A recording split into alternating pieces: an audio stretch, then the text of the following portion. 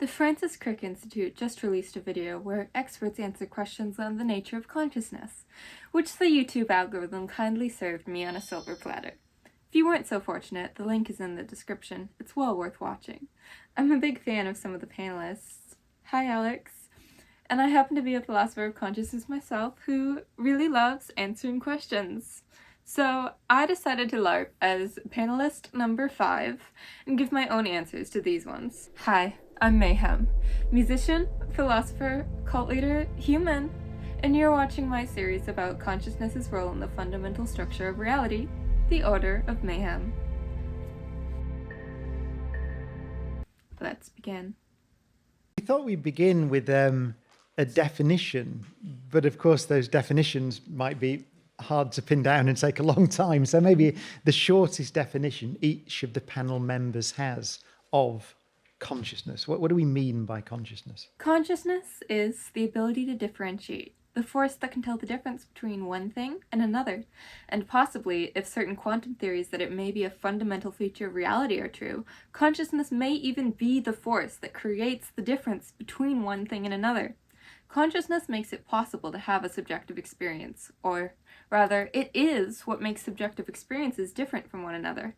If there was no differentiation, you couldn't tell the difference between your hand and a fork you're holding, between sounds and colors, or for that matter, between colors and other colors, and time wouldn't exist because nothing would change from one moment to the next, forever. I also made a whole video explaining my answer to this question in more detail. It's literally titled, What is Consciousness? Hello, I'm Debbie Collins, and I would like to know, can we see consciousness in the brain? This question probably makes the assumption that consciousness arises only in the brain, which I disagree with, since we see complex information processing occurring even in organisms like bacteria and plants. What the brain does seem to be responsible for are the specific types of sensory input, sometimes referred to as qualia, that make the human experience unique, such as the way colors appear to us, how we process language, and self-consciousness, the feeling that we are separate from the world around us and possess a consistent self through time. Through brain imaging, we can see that different parts of the brain light up when we are experiencing different types of qualia, but awareness itself is distinct and separate from what it is aware of. Of course, we do have a way to test whether a person's brain is experiencing consciousness of any sort. These are usually referred to as vital signs. But you may object, what about when you are unconscious, such as in a dreamless sleep or under anesthesia? Surely your vital signs show you're alive, but you aren't conscious. Or are you? Depends what you mean by you. There may be other parts of the brain with their own consciousnesses that what you call your consciousness simply cannot access. There are certainly times parts of your brain fail to interact with one another. An extreme example is split brain patients, where one hemisphere of the brain can no longer interact with the other.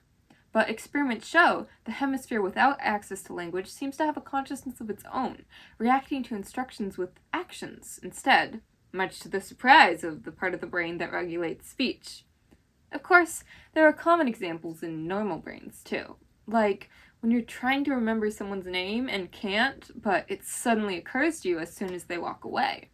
That memory was clearly in your hippocampus the whole time, or you wouldn't have been able to retrieve it at all. But it wasn't accessible voluntarily by the part of your conscious mind you identify as yourself. Or take another example of a pregnant woman with a baby. Clearly, that baby has a consciousness she is unable to access, despite it being inside her body. I think these examples help us to imagine what it might mean for a part of our brain to have a conscious experience that is separate from the one you're using to listen to me now, an experience that is not accessible to your thoughts and memories. Parts of the brain that regulate autonomic processes, such as heartbeat or digestion, could have their own conscious experience just as easily as a mute split brain hemisphere or an unborn baby have theirs. And we know these systems in our body need their own awareness to function. There needs to be some function in your digestive system that can tell the difference between poison and a sandwich. And so, I would say, much like the philosopher Thomas Nagel asked, what is it like to be a bat? We could just as easily ask, what is it like to be a digestive system? My question is, how are consciousness and memory connected? Memory is how we understand information we are experiencing, or rather, how we avoid experiencing what is actually there. When we see something and think we know what it is, we actually replace it with an idea of what it is, developed and abstracted from our memory. I made a whole video about this called How to Learn That You Know Nothing. Memory and language are also closely interlinked in that the creation of words themselves is this process of abstraction and simplification I describe in the aforementioned video. This is evident even in the way most people define consciousness. When we say there is something there is for an experience to be like, it's basically saying there is something there is for an experience to be similar or identical to. But is any experience ever identical to any other? Or is the sensation of similarity just an illusion created by our brains, throwing out information that it deems unnecessary to our survival? Can you hallucinate something you haven't experienced in your life? Yes. One of the most common words people use to describe a psychedelic experience is that it is indescribable, that there are no words that capture what it is like. But is that because they are experiencing something that's not there? Or because they've turned off the part of their brain that prevents them from seeing what is there? Maybe it's really the reverse, that we are all constantly hallucinating a simplified version of reality that is not really there. Replacing something we haven't experienced with a hallucination of something we have. An adaptive advantage in some ways, perhaps, but not reflective of the true nature of reality. And the psychedelic experience may simply be the removal of this informational guardrail.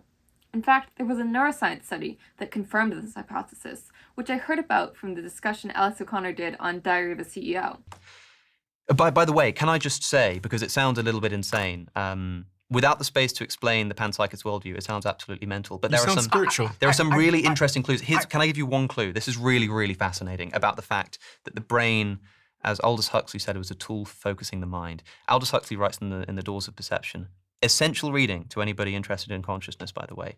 Aldous Huxley in the 20th century takes a psychedelic drug and he writes about his experience. And he writes about it beautifully. And one of the things he realizes is that his mind has been opened.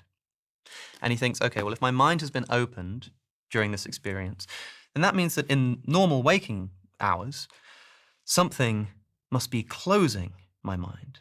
What could be closing my mind? Answer, the brain. He concludes that the brain is a tool for focusing the mind. So, the psychedelic experience, this is before we've done any scientific experiments on this. You can scan people's brains in like an fMRI scanner, right? Okay. So when you take a psychedelic drug, your experience just blows up, right? You start seeing colors you didn't know existed. You start experiencing things as if they were new. It's like the experience is unimaginable. So we've taken people and we've measured their brain activity, and their brain activity is at a certain level. And then you give them a psychedelic drug and you put them in the MRI scanner and their brain activity goes down. Brain activity goes down as the mental experience expands and goes up, which for the person who experiences the psychedelic drug, they will report this as a feeling that they just get from the experience. The scientist who measures the brain activity, the sages writing the Upanishads, the Buddhist monk after a series of long meditation will all say the same thing, which is that in some inexplicable way, consciousness is more foundational than the brain is. And the brain is focusing consciousness, and in some sense that means that our individuated selves are essentially illusory. I like to check my facts, so I went online and found the study. It was published in January 2012 in the journal Proceedings of the National Academy of Sciences of the United States of America, or PNAS for short. Don't try saying that acronym out loud. Anyway, according to PNAS, fMRI scans show that psilocybin causes decreases in cerebral blood flow, leading the researchers to conclude that the subjective effects of psychedelics were indeed caused by a decrease in brain activity and connectivity. I want to go one step further, and I don't want you to imagine what it's like to not have memory in that case of amnesia, where you forget things every 7 seconds. I mean no memory at all. I mean nothing being laid down in any instant as time goes by.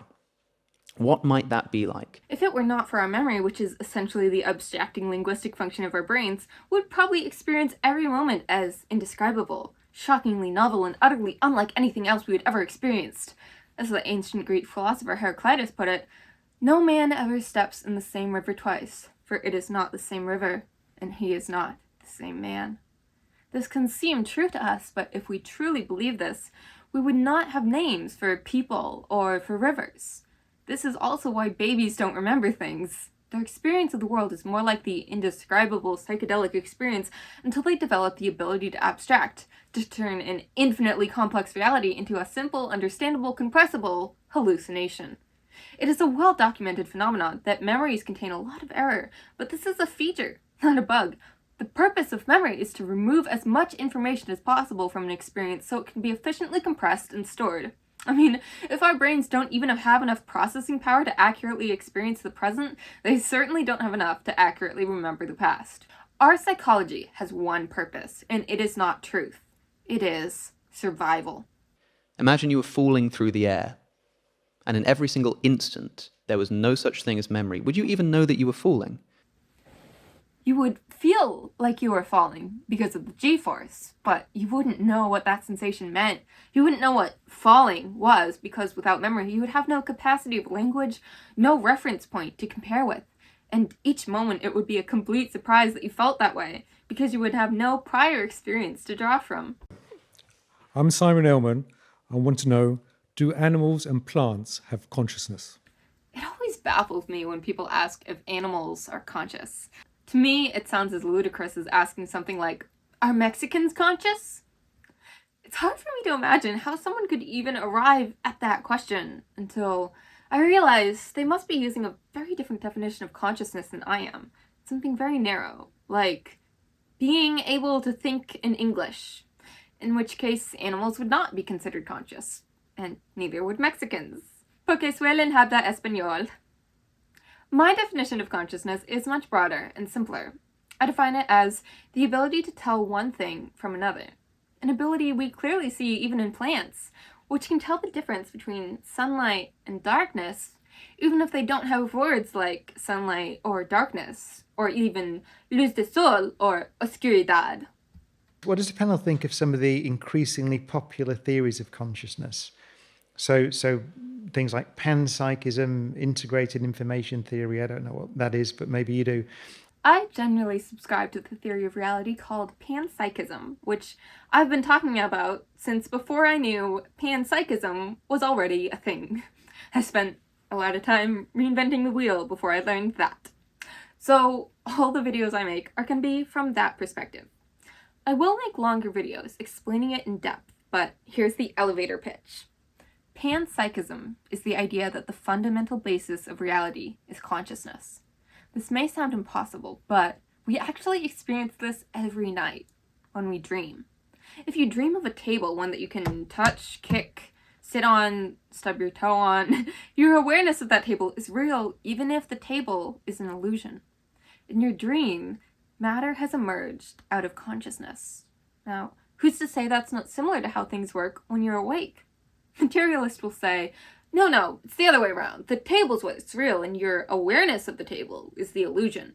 But how could there be a table without the idea of what a table is? That's what we mean when we say a table. Without some awareness of its qualities, it would have no qualities at all because qualia are what it's like to be aware of a thing. And how could my awareness be an illusion when it's the only thing I know for sure? As René Descartes surmised, when I'm doubting, the only thing it's impossible for me to doubt is the fact that I'm doubting. Cogito, ergo sum. Or, if you prefer English, I think, therefore I am. Hi, I'm Ruth Goldsmith. I'm a writer from London. Psychosis is often described as a loss of contact with reality, but without offering a definition of reality. As someone who's tried to make sense of these experiences both in my life and in my writing, I'd like to ask the panel how outlier experiences like this, disruptions to perception, including hallucinations and delusions, are informing broader consciousness research. We typically think of hallucinations as seeing things that aren't there, but if our brains are actually constantly hallucinating symbol reality, it may be more true to say that certain hallucinations are the only time we actually see what is there. When we say objective reality, we usually just mean shared subjective reality. If the majority of people say they see the same thing, we call it real. But how do we know what one person sees is the same as another just because they use the same word to describe it? And furthermore, if two people have the same hallucination, which has been reported to happen, How many people have to share it before it becomes shared reality? This is why I believe objective reality either doesn't exist, or if it does, we can never know about it, because once we perceive it, it becomes subjective. Hello, my name is Tony Jenkins. Experiments have suggested choices are made before we are conscious of making a decision. Is consciousness a conductor, participant, or observer when we decide on a course of action? Do you have free will? It depends what you mean by you. I have a panpsychist argument for free will, that your ego is just an illusion and really everything is you. Therefore, if something else compels you towards an action, that something else is also you. Therefore, you do have free will. I also have a panpsychist argument against free will, that if you want to stick with your ego and say that all you are is the linguistic part of your brain, then not all of you is you. There are parts of your mind and body that have separate consciousnesses with a will of their own, and they pull you in different directions. So we don't choose what we want, we simply become aware of it. But I still get to want what I want, so I'm not complaining. Okay, hi everybody, my name is Imran. I would like to ask the panel, with the possibility of artificial general intelligence being achieved in the near future, do you think that this could lead to artificial consciousness? And how would we know that AI is actually conscious? And then at that point, would we need to redefine what it means to be alive? By my definition, yes. AI are absolutely able to process information, but that doesn't mean they have any sensory input such as sight, hearing, or taste that we normally associate with sentient beings. It would probably be more like a cerebral cortex in a vat, just logical processing without sensation or emotion, kind of like a psychopath who is able to mimic human emotions without actually feeling any of them. You know, just in case you needed some nightmare fuel. As always, thanks for listening to me, a completely unqualified pseudo-intellectual, as I ramble like a deranged madman. I hope you'll join me next time, or last time, or a concurrent simultaneity of times in the fifth dimension. I'll see you then. Love. Mayhem.